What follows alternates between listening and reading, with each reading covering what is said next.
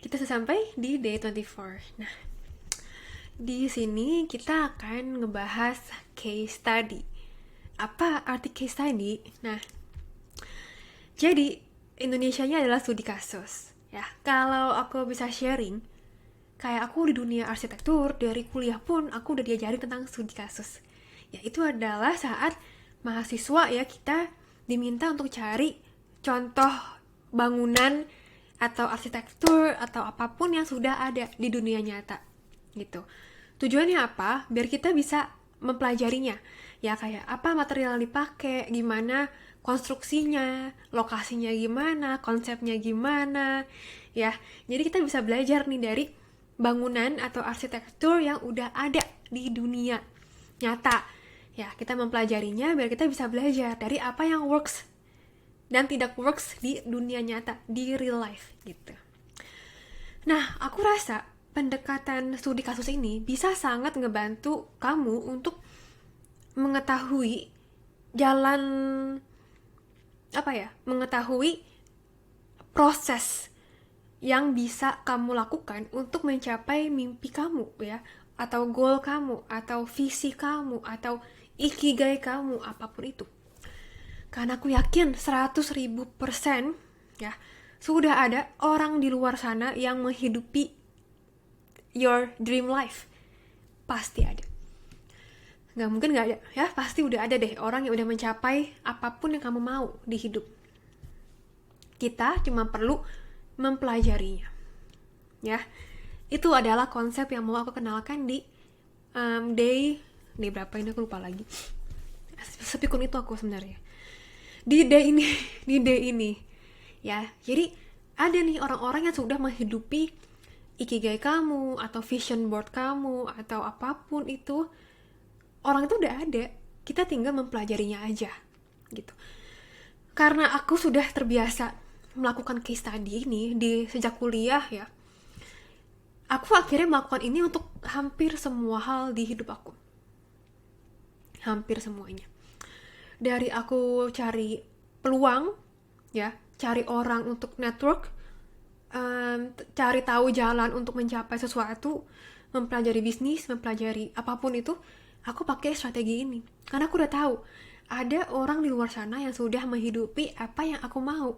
Aku cuma perlu untuk belajar dari step-step yang sudah dia lakukan, gitu. Contoh, ya, kamu mau bikin bisnis skincare, ya, kan sudah ada orang di luar sana yang punya bisnis skincare, ya, tinggal kita pelajari aja step-step yang orang itu lakukan gimana sampai dia bisa mengeluarkan brand skincare, gitu. Kita pelajari, ya, oh tahun ini dia udah ada brand skincare, tahun lalu dia kayak gimana, oh 2 tahun lalu dia kayak gimana, oh 3 tahun lalu dia kayak gimana. Jadi kita udah kebayang ini loh prosesnya, gitu ya. Jadi mimpi apapun yang kamu miliki itu nggak terlihat semustahil itu lagi gitu loh ya. Terutama ini untuk mimpi besar yang kayaknya jauh banget dari kita, harus menggunakan taktik seperti ini. Kita belajar dari orang yang sudah menghidupi mimpi kamu ya. Inilah cara yang aku lakukan, termasuk di content creator bahkan ya. Aku melihat orang-orang yang kayak oke, dia udah sampai posisi 1 juta subscriber di YouTube. Dia tahun lalu ngapain ya? Oh, dia 2 tahun lalu ngapain ya? Oh, dia mulai 5 tahun lalu gitu. Jadinya aku dapat perspektif. Oh, ternyata mungkin untuk mendapatkan 1 juta subscriber di YouTube, orang ini dia upload setiap hari ya, dan dia melakukannya selama 5 tahun. Terus dia pakai topik-topik yang seperti ini gitu. Ya, kebayang gak sih ya? Jadi kita bisa belajar banyak dari apa yang sudah dilalui sama orang lain. Ya, gak perlu kita mulai dari nol sama sekali, itu gak perlu. Yang penting tahu gimana cara menyontek apa yang orang lain udah lakukan. Ya, itulah kenapa gunakanlah metode reverse engineer ya. Alias dari goal itu, apa langkah sebelumnya? Oke, setelah itu apa langkah sebelumnya lagi? Apa langkah sebelumnya lagi gitu. Gitu ya. Selalu mulai dari situ. Karena kalau kita ngelihat orang-orang yang sukses ya, kita cuma ngelihat hasilnya doang. Padahal ada proses 4, 3, 2, 1 yang mereka lalui yang kita mungkin belum pelajari nih. Gitu loh.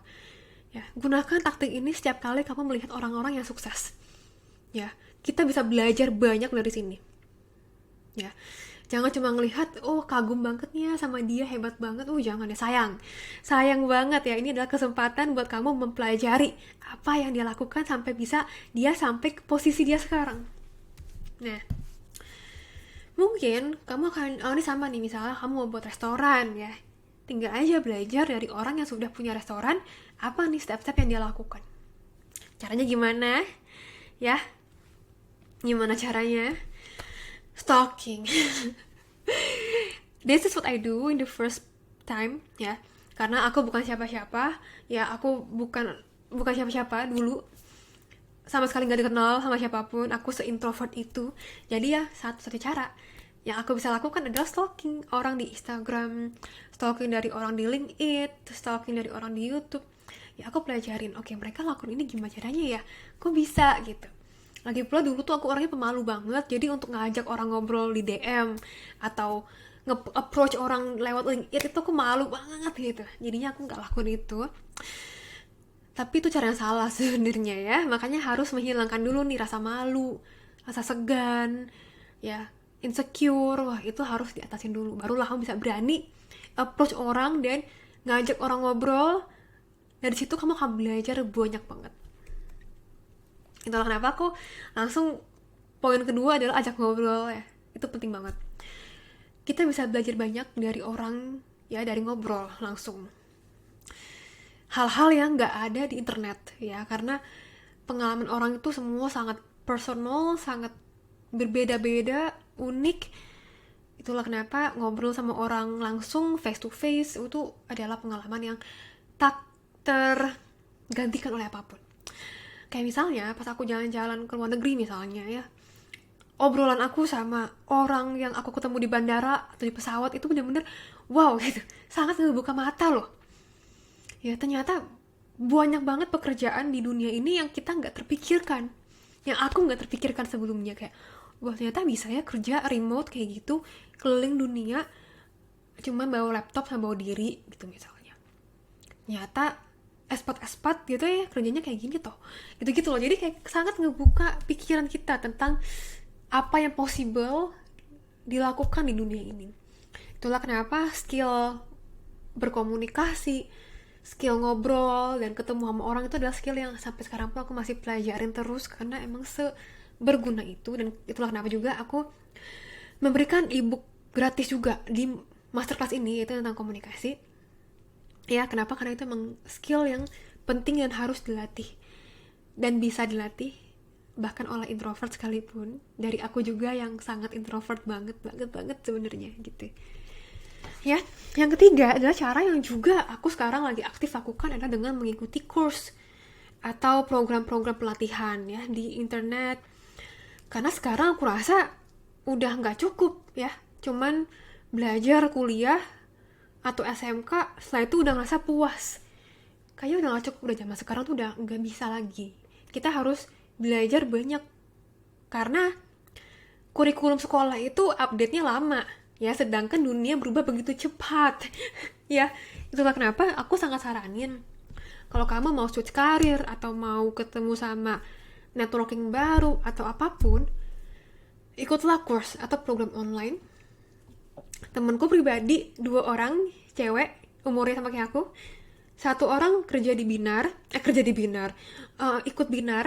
Dia sebelumnya adalah dokter, dia ikut program di Binar, ikut course online, dan dia sekarang udah berpindah menjadi QA kalau nggak salah ya, QA quality assistance ya, pokoknya dunia tech, aku nggak ngerti ya, pokoknya itulah pekerjaan yang sangat bertolak belakang sama pendidikannya ataupun kerja dia sebelumnya ya. Ada juga teman aku yang ikut Revoyu ya, aku juga ikut by the way untuk belajar digital marketing.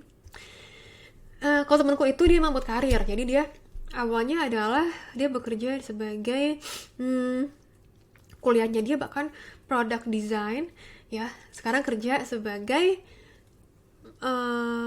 product manager gitu di tech industry juga. Jadi sangat berbeda. Jadi kalau misalnya kamu masih kuliah, ya kuliahnya takut nggak sesuai sama passion dan lain-lain, jangan khawatir, masih banyak kesempatan setelah lulus untuk berganti karir. Ya bahkan pas udah kerja pun masih sangat possible untuk berganti karir ya, jangan takut. Jangan takut. Temenku kayaknya 50% deh yang dulu kuliah arsitek sekarang udah jadi apa, udah banyak banget lah, udah random, ada yang jadi model ya, ada yang kerja di digital marketing juga ada yang buat bisnis sendiri di fashion, pokoknya sangat berbeda banget lah sama jurusan gitu. Jadi jangan takut untuk berganti karir ya, jangan takut sama sekali. Nah kayak sekarang pun ya aku masih dengan sangat rutin ikut course, sangat rutin ya. Kenapa? Karena ya itu, ilmu terus berubah, apalagi untuk punya bisnis ya, aku punya bisnis juga, harus selalu belajar hal baru, harus selalu ikutin zaman, harus ketemu sama orang-orang baru, pokoknya itu wajib. Jadi aku rasa ya itulah ya kenapa investasi leher ke atas itu nggak akan pernah mengkhianati kita selama kita juga ada aksinya. Nggak cuma belajar doang, tapi juga networking sama orang, terus mempraktekkan apa yang kita pelajarin dan lain-lain, itu akan sangat worth it gitu. Mentor ya, jadi mentor itu mereka sudah berada di level yang kita pengen ya, tapi dengan adanya mentor mereka bisa mengajari kita, menuntun kita untuk naik juga ke level yang dia sudah lewati gitu loh. Jadi keberadaan mentor ini sangat ngebantu banget. Nah kebanyakan orang bingung aja, aku juga sebenarnya bingung gimana cara cari mentor. Nah satu cara adalah dengan networking sebenarnya. Entah kamu tadi ikut course sebelumnya ya, biasanya mau ketemu sama orang-orang yang jadi pengajar kamu lah, atau alumni lah, atau apapun ya, mereka bisa jadi mentor kamu. Kamu bisa approach mereka, ajak ngobrol mereka di DM, ajak ngobrol mereka di acara-acara offline, online ya, dan mereka bisa banget jadi mentor kamu gitu. Tapi ini emang perjalanannya tuh harus networking ya. Itulah kenapa ya sekali lagi aku punya ebook networking, karena ya memang untuk mempraktekkan case study ini kita harus networking, kenal sama orang, dan memperluas jaringan pertemanan kita. Itu adalah hal yang juga aku sedang mempelajari sebagai introvert ya. Aku juga harus banget keluar dari zona nyaman aku gitu.